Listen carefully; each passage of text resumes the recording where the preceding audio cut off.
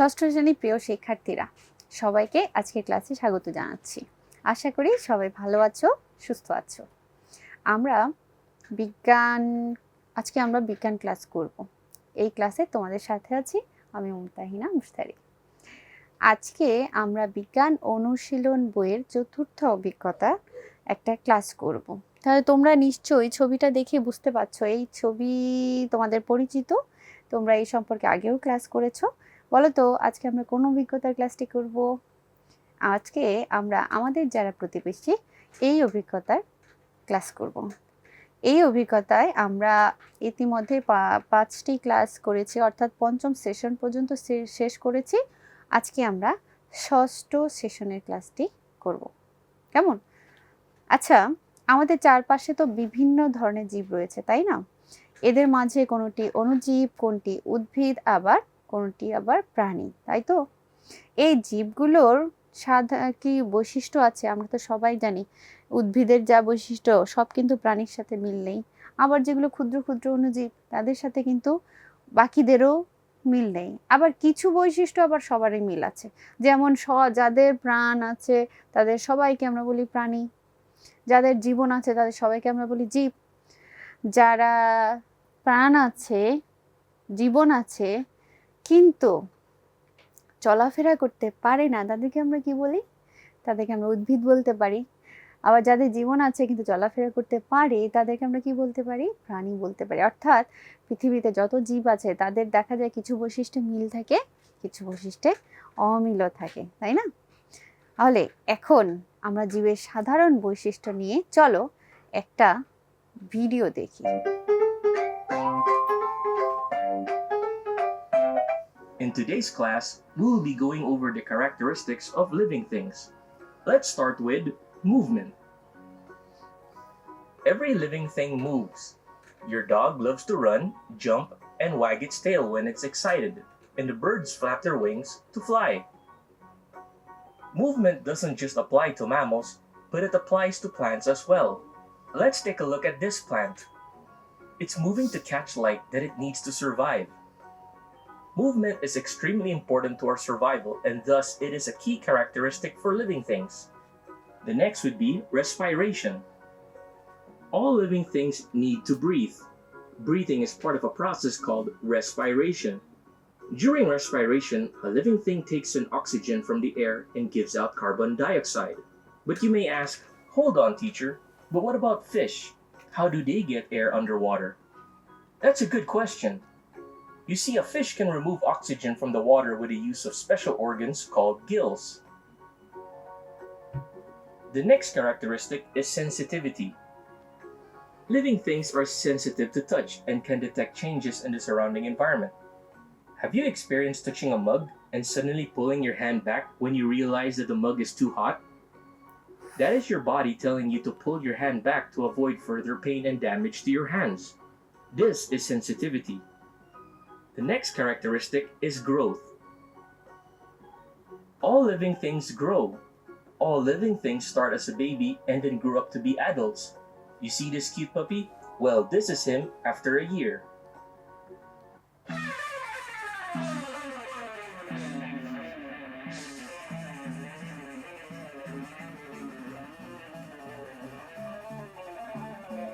Next would be reproduction. Do you have a newborn puppy at home? That means you have two other dogs at home, and that is the mother and father dog. Living things reproduce and have offsprings. Living things reproduce to prolong their species. This applies to humans as well. Excretion. Excretion is the process of getting rid of waste. All living things excrete waste from their body. It is important for your body to rid of these solid or liquid waste. That is because waste kept in your body is poisonous and harmful to you. When you eat, your food passes through your digestive system and the waste is excreted by the end of the digestive process. So if your pet poops regularly, he is fine and healthy. Nutrition. All living things eat and intake nutrients to survive. In order for us to survive and not starve or thirst, we eat food and drink water. Have you ever felt weak and thirsty after jogging or running for a while? That's your body telling you to intake water to help quench your thirst and provide vitamins, minerals, and oxygen to your brain. Also, have you ever felt your tummy rumble when you haven't eaten for a while? That's your body telling you to get some food to provide nutrients to your body. The living body is a wondrous and amazing thing. So if you ever see anything out there that has each of these characteristics, well, that is a living thing. I hope you enjoyed today's lesson. Take care now. Bye-bye. আচ্ছা, তাহলে আমরা খুব সুন্দর একটা video দেখলাম, তাই না? এখান থেকে আমরা কি দেখলাম? তোমরা ভিডিওর থেকে কিছু কি বুঝতে পারলে? আমরা আসলে এই ভিডিওতে একটা জীবের বা পৃথিবীর যে জীবগুলো আছে তাদের কিছু সাধারণ বৈশিষ্ট্য দেখলাম। এই যে জীবের সাধারণ কিছু বৈশিষ্ট্য দেখলাম, এখানে কি কি দেখলাম দেখো। জীব চলাফেরা করতে পারে, জীবের চলন আছে। চলাফেরা বলতে নাড়াচাড়া করতে পারে। কিছু জীব নিজের ইচ্ছায় নাড়াচাড়া করতে পারে।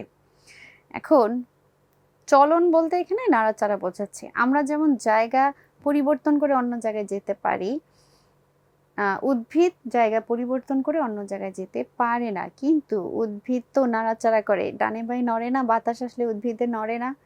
আবার উদ্ভিদ যখন আস্তে আস্তে উপরের দিকে বড় হয়, দেখবা কিছু কিছু উদ্ভিদ আছে এরা একটা উদ্ভিদ, চিকন উদ্ভিদ, লতানো উদ্ভিদ যেগুলো, সেগুলো উদ্ভিদের সাথে যদি তুমি একটা এরকম স্টিক বা একটা লাঠি আটকে দাও, উদ্ভিদ এটাকে পেঁচায় পেঁচায় পেঁচায় পেঁচায় উপরে ওঠে। তার মানে এরা কিন্তু এরকম করে ঘুরে ঘুরে নড়তে পারে, চলাফেরা করতে পারে না, কিন্তু নাড়াচাড়া তো করতে পারে। এটা উদ্ভিদও পারে, প্রাণীও পারে, এবং এরা নিজের ইচ্ছে মতোই করতে পারে। যেমন এই যে আমি এরকম হাত নাড়াচ্ছি, তোমরা সবাই এরকম করতে পারো, তাই না? তাহলে সকল জীবের একটা সাধারণ বৈশিষ্ট্য হচ্ছে এরা নড়াচড়া করতে পারে। এরপর দেখো আরেকটা বৈশিষ্ট্য হচ্ছে খাদ্য গ্রহণ। প্রতিটি জীবই কিন্তু খাদ্য গ্রহণ করে বেঁচে থাকে, জীবন ধারণ করে। এরপর দেখো প্রত্যেকটা জীবের আরো একটা প্রধান বৈশিষ্ট্য হচ্ছে প্রজনন। প্রতিটি জীব বংশ বৃদ্ধি করতে পারে, প্রাণীদের বাচ্চা হয় এবং উদ্ভিদের চারা হয়, এবং এগুলো আস্তে আস্তে বড় হয়ে একেবারে হুবহু আগের মতো জীব তৈরি হয়। এরপর দেখো সকল জীবেরই রেচন প্রক্রিয়া আছে, অর্থাৎ প্রতিটি জীব বিশেষ প্রক্রিয়ায় তার দেহের উৎপাদিত বর্জ্য পদার্থ শরীর থেকে বের করে দিতে পারে। এই প্রক্রিয়ার নাম হলো রেচন। মূত্র ও কার্বন ডাই অক্সাইড ত্যাগ করা, এটাও কিন্তু এক ধরনের রেচন প্রক্রিয়া। তাহলে এই যে জীবের বৈশিষ্ট্যগুলো দেখলাম, আরো কিছু বৈশিষ্ট্য আছে, তবে চলো দেখি কি। অনুভূতি। সকল জীবের অনুভূতি আছে, যেমন কান্না পাওয়া, হাসি পাওয়া, চিমটি দিলে ব্যথা পাওয়া, এই সবগুলোই কি অনুভূতি। তো প্রাণীর এগুলো আছে, উদ্ভিদেরও কি অনুভূতি আছে? আছে। ওই যে আমরা একটু আগে ভিডিওতে দেখলাম যে যেদিকে সূর্য থাকে সেদিকে গাছের ডালটা ওইদিকে হেলে যায়, আবার সূর্য যখন এদিকে যায় গাছের ডাল ওইদিকে হেলে যায়। তাহলে এটা হচ্ছে জীবের অনুভূতি, উদ্ভিদের অনুভূতি, অর্থাৎ সূর্য কোন দিকে যাচ্ছে উদ্ভিদ কিন্তু সেটা বুঝতে পারছে এবং সেই অনুযায়ী সে নাড়াচাড়া করছে। তোমরা হয়তো লজ্জাবতী গাছের নাম শুনে থাকবে। এই লজ্জাবতী গাছ হচ্ছে এমন একটা গাছ, যেই গাছে তো তুমি হাত দিয়ে গাছের পাতা স্পর্শ করো, গাছের মেলে যাওয়া পাতাগুলো সব চুপসে যায়। অর্থাৎ সে বুঝতে পারে যে তাকে স্পর্শ করা হয়েছে। তার মানে কি, তার অনুভূতি আছে, সে অনুভূতি আছে বলেই তো সে বুঝতে পারলো। আর আমরা প্রাণীরা বা যে কোনো মানুষ ছাড়াও সকল প্রাণীর তো অনুভূতি আছেই, তাই না? এরপর দেখো, তার মানে আমরা বলতে পারি যে এই অনুভূতি বিষয়টা হচ্ছে উদ্ভিদ, প্রাণী অর্থাৎ সকল জীবের একটা কমন বৈশিষ্ট্য। শ্বাস প্রশ্বাস, পৃথিবীর সমস্ত জীব এই শ্বাস প্রশ্বাসের মাধ্যমে বেঁচে থাকে। তাহলে প্রতিটি জীব তাদের জন্মের পর থেকে শ্বাস গ্রহণ এবং ত্যাগ করা শুরু করে এবং মৃত্যুর আগ পর্যন্ত এটা চলতে থাকে। এটা সকল জীবেরই একটা বৈশিষ্ট্য। প্রতিটি জীব জন্মের পর থেকে ধীরে ধীরে বৃদ্ধি পেতে থাকে। তার মানে এই যে ধীরে ধীরে বৃদ্ধি পাওয়া, এটাও কিন্তু জীবের একটা বৈশিষ্ট্য। অভিযোজন, এটাও কিন্তু প্রত্যেকটা জীবের একটা বৈশিষ্ট্য। যারা অভিযোজন করে তারাই পৃথিবীতে টিকে থাকে। তাহলে অভিযোজনটা কি? একটি জীব পরিবেশের সঙ্গে নিজেকে খাপ খাওয়াতে বা মানিয়ে নিতে পারে। এই যে মানিয়ে নেওয়ার ক্ষমতা, এইটাকেই বলা হয় অভিযোজন। তা যেমন ধরো যে পানিতে যে সকল জীবেরা থাকে, তারা পানিতে খাপ খাওয়াতে পারে বলেই তো পানিতে থাকে। যেমন সমস্ত মাছেরা কি করে পানির নিচে থাকতে পারে। তাহলে পানির নিচে থাকার যে ক্ষমতা, সেটা হলো অভিযোজন। এখন মাছকে যদি ডাঙায় নিয়ে আসা হয়, অর্থাৎ স্থলভাগে নিয়ে আসা হয়, মাছ কিন্তু বেশিক্ষণ বেঁচে থাকতে পারে না, কিন্তু তার পানিতে থাকার অভিযোজন ক্ষমতা আছে। আবার আমরা মানুষরা কি পানিতে দিনরাত 24 ঘন্টা থাকতে পারবো কোনো কিছু ছাড়াই? তা কিন্তু পারবো না, কারণ আমাদের পানির নিচে থাকার অভিযোজন ক্ষমতা নাই, কিন্তু স্থলভাগে থাকার আছে। এরকম যে সকল জীবের যেখানে থাকার অভিযোজন ক্ষমতা আছে, সে সকল জীব কিন্তু সেইখানেই থাকে। তাহলে এটাও হচ্ছে জীবের একটা প্রধান বৈশিষ্ট্য। ঠিক আছে? তাহলে শিক্ষার্থীরা, তোমরা কি এই জীবেদের কমন বৈশিষ্ট্য সম্পর্কে কিছুটা বুঝতে পারলে? অর্থাৎ প্রতিটা জীবের কিছু কমন বৈশিষ্ট্য আমরা দেখতে পেলাম।